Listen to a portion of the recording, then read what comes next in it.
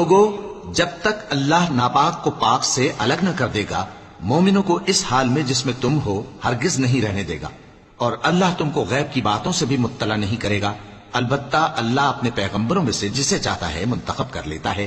سو تم اللہ پر اور اس کے رسولوں پر ایمان رکھو، اور اگر ایمان پر قائم رہو گے اور پرہیزگاری کرو گے تو تم کو اجر عظیم ملے گا۔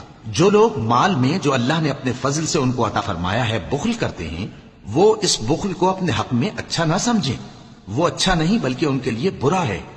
وہ جس مال میں بخل کرتے ہیں قیامت کے دن اس کا طوق بنا کر ان کی گردنوں میں ڈالا جائے گا، اور آسمانوں اور زمین کا وارث اللہ ہی ہے، اور جو عمل تم کرتے ہو اللہ کو معلوم ہے۔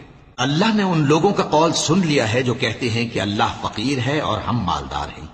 یہ جو کچھ کہتے ہیں ہم اس کو لکھ لیں گے، اور پیغمبروں کو جو یہ ناحق قتل کرتے رہے ہیں اس کو بھی قلم بند کر رکھیں گے، اور قیامت کے روز کہیں گے کہ سخت جلن والی آگ کے عذاب کے مزے چکھتے رہو۔ یہ ان کاموں کی سزا ہے جو تمہارے ہاتھ آگے بھیجتے رہے ہیں، اور اللہ تو بندوں پر مطلق ظلم نہیں کرتا۔ جو لوگ کہتے ہیں کہ اللہ نے ہمیں حکم بھیجا کہ جب تک کوئی پیغمبر ہمارے پاس ایسی نیاز لے کر نہ آئے جس کو آگ آ کر کھا جائے، تب تک ہم اس پر ایمان نہ لائیں گے۔ اے پیغمبر، ان سے کہہ دو کہ مجھ سے پہلے کئی پیغمبر تمہارے پاس کھلی ہوئی نشانیاں لے کر آئے، اور وہ معجزہ بھی لائے جو تم کہتے ہو، تو اگر سچے ہو تو تم نے ان کو کیوں قتل کیا؟